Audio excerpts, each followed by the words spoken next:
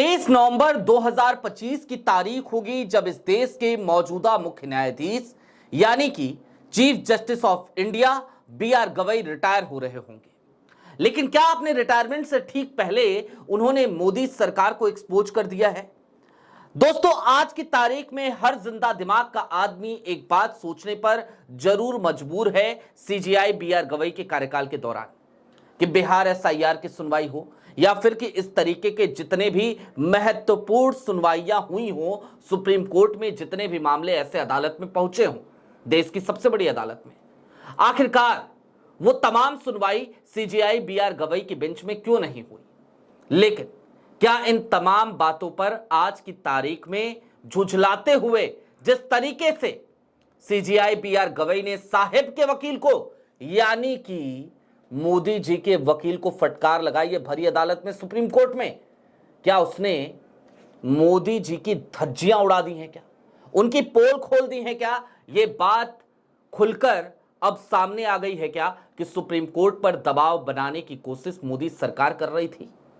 सारी बातें जरा विस्तार से करेंगे क्योंकि अब जो सबूत आए हैं वो सुप्रीम कोर्ट के भीतर से आए हैं। नमस्कार, मैं स्वप्निल और आप मुद्दा देख रहे हैं। दोस्तों, आगे बढ़ें उससे पहले वही छोटी सी अपील। मुद्दा इन दिनों एक गंभीर आर्थिक संकट से जूझ रहा है। एक तरफ हमारे मेन बैंक अकाउंट को लंबे समय से फ्रीज करके रखा गया है, हम अपनी ही आमदनी के पैसे विड्रॉ नहीं कर सकते, तो दूसरी तरफ हमारे 2.5 साल पुराने चैनल को भी हमसे बीते 4 महीनों से छीन लिया गया था। हालांकि सत्य की जीत हुई, वो चैनल भी हमारे पास वापस आ चुका है।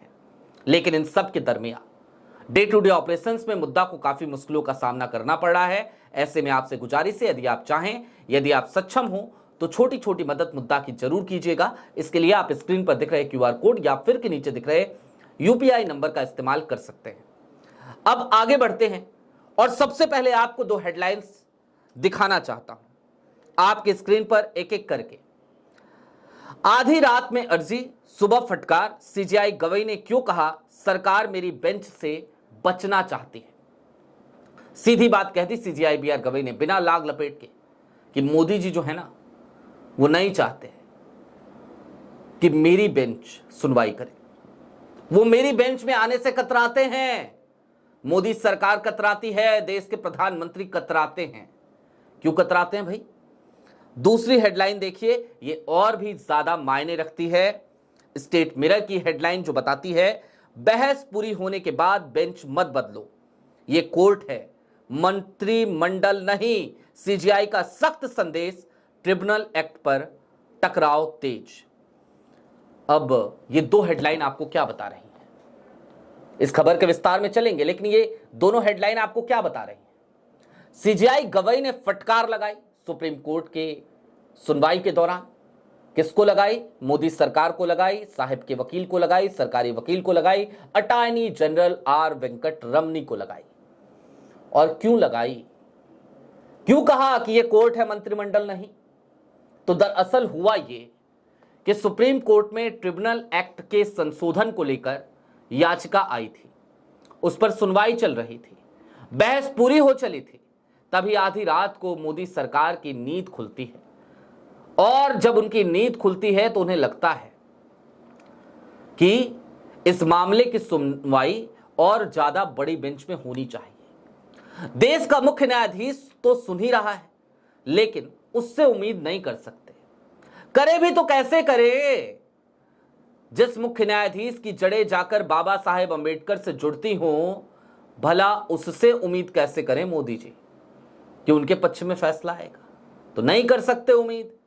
तो मोदी जी ने आधी रात को एक अर्जी लगवाई कि ये जो मामला है इसे संवैधानिक बेंच में यानी कि कॉन्स्टिट्यूशनल बेंच में शिफ्ट कर दिया जाए, यानी कि 5 जजों की बेंच में शिफ्ट कर दिया जाए।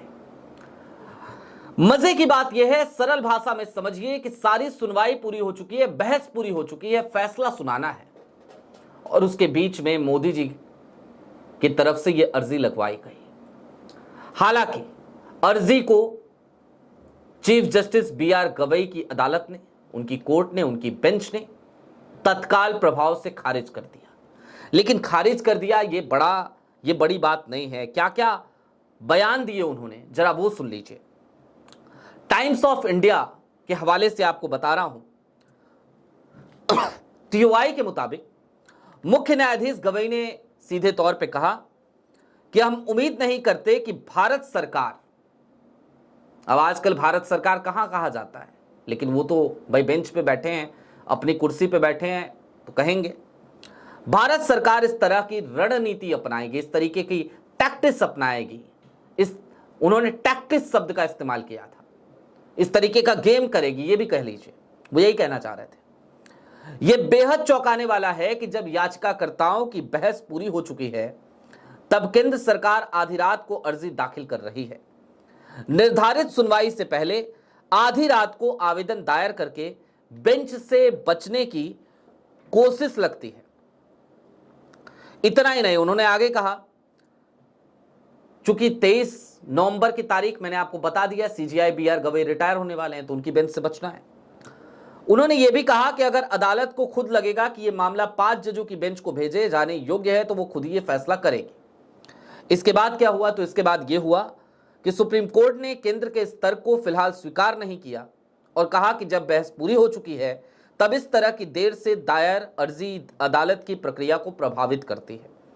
मुख्य न्यायाधीश ने कहा कि यह बदकिस्मती है कि सरकार ने ऐसा कदम उठाया, खासकर तब जब वे खुद रिटायरमेंट के करीब हैं। अदालत ने इस मामले की अगली सुनवाई 7 नवंबर के लिए स्थगित कर दी। आज 4 तारीख है, 3 दिन बाद इस मामले पर फिर से सुनवाई होगी और सीजीआई बीआर गवई की बेंच में ही सुनवाई होगी। इसी दौरान जब ये तल्ख टिप्पणियां सीजीआई बीआर गवई कर रहे थे, अपने रिटायरमेंट का भी हवाला अपनी बेंच से दे रहे थे, अपनी कुर्सी पर बैठे हुए दे रहे थे, तब उन्होंने एक बात और कही थी। उन्होंने कहा ये कोर्ट है, ये अदालत है। आपने देखा है ना वो जॉली एलएलबी, उसमें वो वकील साहब वो क्या कहते हैं कि नहीं नहीं नहीं नहीं, आप परमिशन मत दीजिए बिना प्रायर नोटिस के। तो क्या कहा था सौरभ शुक्ला वाले उस किरदार ने, मैं जज का नाम भूल गया जो किरदार का नाम था, लेकिन सौरभ शुक्ला ने प्ले किया था। क्या कहा था उन्होंने, ये हमारे कोर्ट है, आपका क्लब नहीं। ऐसा लगा कल की तारीख में वही फिल्मी डायलॉग आ गया सुप्रीम कोर्ट में।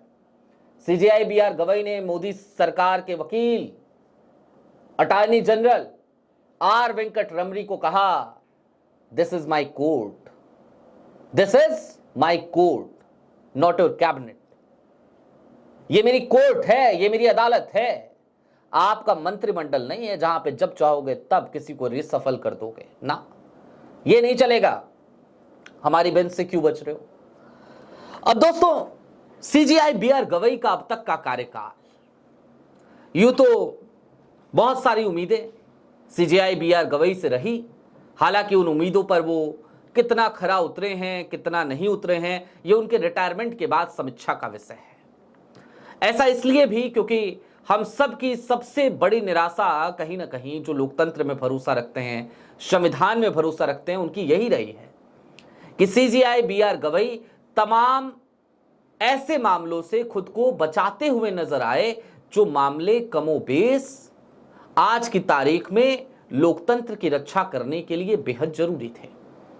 चाहे वो बिहार एसआईआर का मामला हो, चाहे वो राहुल गांधी की वो याचिका हो, राहुल गांधी की प्रेस कॉन्फ्रेंस के आधार पे रोहित पांडे की वो याचिका, जिस याचिका में उन सबूतों को मद्देनजर रखते हुए ये मांग की गई थी कि एसआईटी की जांच हो और राहुल गांधी के लगाए हुए तमाम आरोपों की जांच एसआईटी करे, उसकी भी सुनवाई जस्टिस सूर्यकांत ने करी। बिहार एसआईआर की जस्टिस सूर्यकांत, जस्टिस बागची ने करी। उम्मीद थी बीआर गवई ये तमाम मामले खुद से देखेंगे, उन्होंने नहीं देखा, तो निराशा तो थी। लेकिन उन तमाम निराशाओं के बीच कुछ अच्छे फैसले सीजीआई बीआर गवई ने जरूर दिए। मसलन कर्नाटका के मुख्यमंत्री सिद्धारमैया की पत्नी को जब बार बार ईडी परेशान कर रही थी तो ईडी की याचिका को ही खारिज किया, वो किसी और ने नहीं बल्कि वो बेंच सीजीआई बीआर गवई की ही थी। और जरा याद करें आप, थोड़ा सा और पीछे जाएं तो आपको याद आएगा जब रिटर्निंग ऑफिसर ने एक फैसला किया और एक महिला कैंडिडेट, कांग्रेस समर्थित उम्मीदवार पंचायत चुनाव के दौरान उत्तराखंड में उनका जो नामांकन था उसको रद्द कर दिया, तो वो मामला भी सुप्रीम कोर्ट में जब पहुंचा सीता मनवाल का, तो वो मामला भी सीजेआई बी आर गवई की अदालत में पहुंचा। सीजेआई बी आर गवई ने उस फैसले को, जो 1950 के दशक का फैसला था जिसमें यह कहा गया था कि चुनावी नोटिफिकेशन जारी होने के बाद अदालतें हस्तक्षेप नहीं करेंगी, सुप्रीम कोर्ट के उस फैसले को पलटते हुए सीजेआई बी आर गवई ने फैसला सुनाया। वो भी एक बड़ा फैसला था। इसके अलावा थोड़ा सा और अगर आप दिमाग पर जोर डालें तो आपको फिर याद आएगा कि वही सीजेआई बी आर गवई हैं जो लगातार कहते रहे कि रिटायरमेंट के बाद ना कोई पद चाहिए ना कुछ चाहिए, मैं चुपचाप अपने गांव में जाऊंगा, वहां बस जाऊंगा। यह भी एक अच्छी पहल सीजेआई बी आर गवई की हमें लगी। हालांकि इनके पूर्ववर्ती यानी कि संजीव खन्ना साहब, वो भी कहीं ना कहीं सीजेआई बी आर गवई के नक्शे कदम पर ही चले, या फिर कि उनके नक्शे कदम पर सीजेआई बी आर गवई चल रहे हैं, ये कह लीजिए। ये कहना ज्यादा सुटेबल है। संजीव खन्ना भी कहीं हाथ पैर नहीं मार रहे, वो भी चुपचाप है, उन्होंने भी कोई पद नहीं लिया। लेकिन जब बात लोकतंत्र की होती है, जब बात देश की होती है, तो फिर हर अंग का सुचारू रूप से काम करना बेहद जरूरी हो जाता है, और न्यायपालिका का तो खास तौर पर।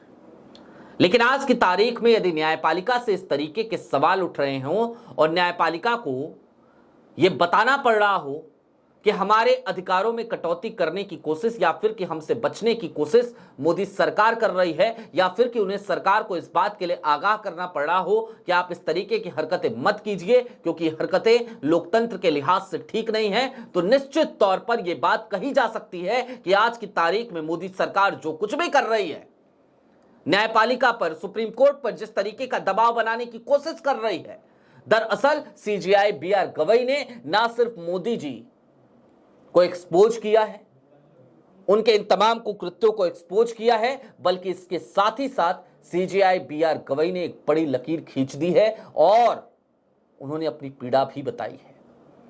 उन्होंने यह भी बताया है कि देखिए, आज की तारीख में हम भले ही इस देश की न्याय की सबसे बड़ी कुर्सी पर बैठे हों, लेकिन क्या किया जाए, सरकारें इस तरीके के तिगड़म अपनाती हैं और देश की जनता या फिर हम जैसे पत्रकार वो जजों की तरफ उंगली उठा देते हैं। आपकी क्या राय है, हमें कमेंट बॉक्स में जरूर बताइएगा। अभी के लिए दीजिए इजाजत। चलते चलते फिर वही अपील, चैनल पे नए हो तो सब्सक्राइब करते हुए जरूर जाइएगा, सक्षम हो तो छोटी छोटी मदद मुद्दा की जरूर कीजिएगा। बहुत शुक्रिया।